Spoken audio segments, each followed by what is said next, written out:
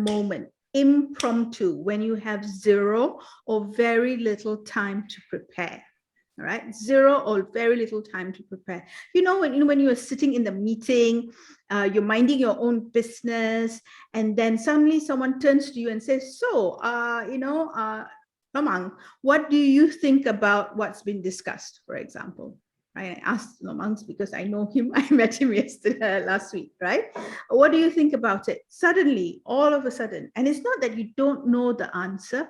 You do know the answer, but just because it was just done in the moment with no preparation, with no warning, sometimes we are caught off guard. That's what Think on Your Feet means in the English language, and it's why the name was picked for this program. So it came out of Canada about 40 years ago, close to 40 years ago, but it is still very, very relevant, even more so today than ever before. I've been exposed to Think on Your Feet since 1995, and I've had great fun teaching and coaching and facilitating professionals and leaders in terms of building their ability to think on your feet. So I've got a few things that I'd like to share with you today, and I'm very, very excited to do that. So welcome everyone once again. So let me share screen and take you through what we're going to do today. Okay. All right, so welcome once again to a learning experience on Think on Your Feet. We're going to start with an activity, another one, right? And we'll keep on going with activities. All right, the first, this activity is called "What Number Is This?" All right, and I'm going to have you either unmute yourself, or you know what, just to make it easy, because some people have mic and bandwidth problems and stuff like that. Let's do this on chat. So let's see how we do this on chat, right? So what is the activity? I'm going to show you a number, and I'm going to do this very, very quickly. So you need to pay attention. And then I'm going to hide the number, and I'm going to ask you to guess. So put your answer in chat, yeah? And we're going to do this 3 times, all right? Okay, let's go with it. Here we go. First time on the count of 1, 2, here's the number. Okay, what number is that? Anyone? Everyone, take a guess. 1, says Kenghua. Kenghua is very good. Anyone else? I'm looking down because I'm looking at 1, also another one that has come in with 1. Okay, come on. Who else? Anybody else? Didn't see it in time, didn't catch it in time, not too sure. Okay, round number 2. Let's go with round number 2. See if this is more useful and helpful and you can guess it. Okay, 1, 2, go. All right, what number was that? Any guesses? Okay. Oh, okay. Somehow, what do you call this? People have seen it quite well. I think I gave you too much time. All right. Now, I'm going to do number 3, round 3. Here we go again.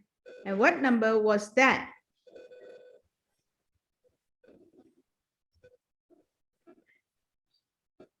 Huh.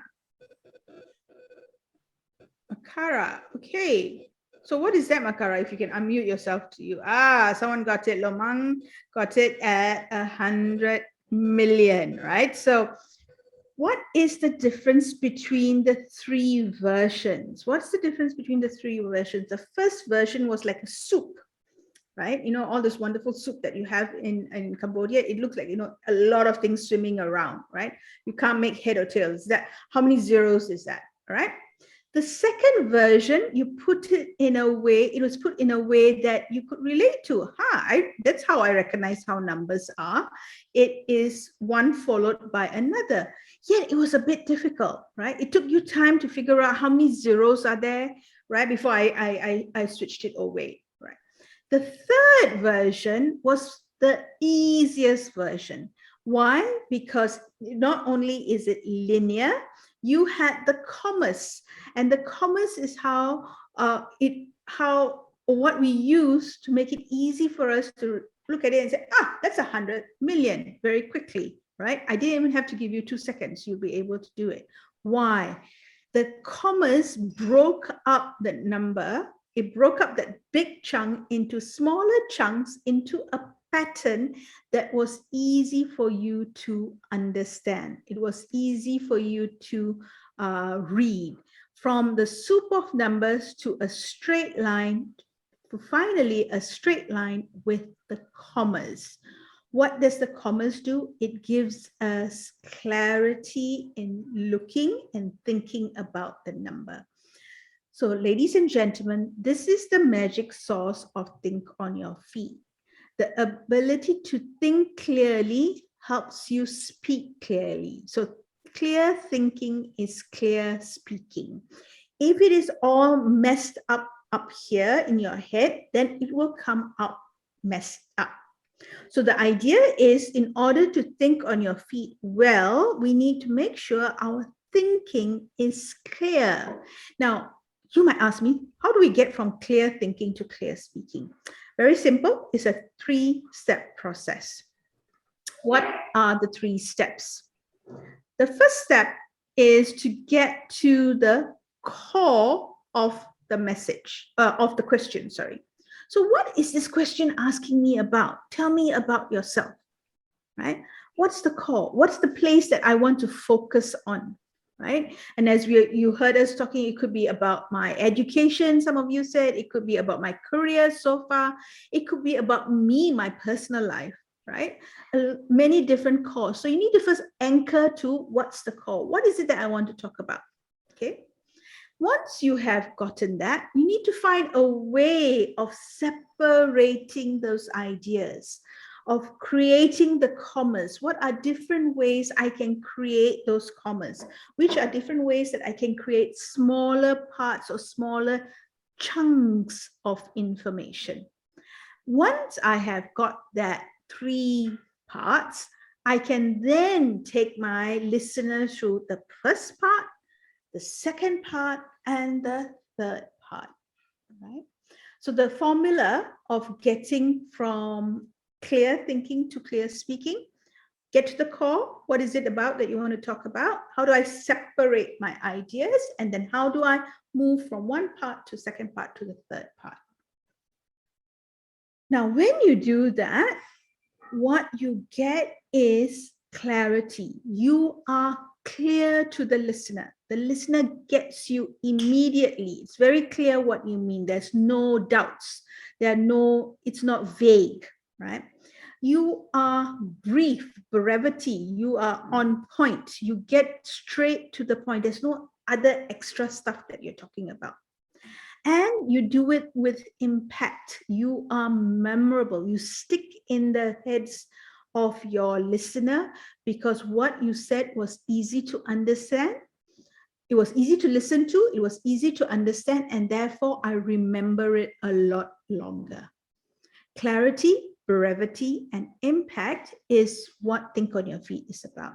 Because Keith Spicer, this gentleman who's Canadian, and he developed this program 40 years ago, he said this one day, and it was really, really important, right? He said, think of communication as not as transmitting, not me giving, but as helping people receive the information.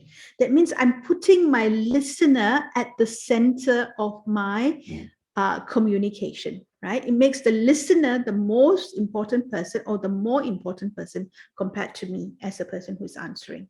Yeah.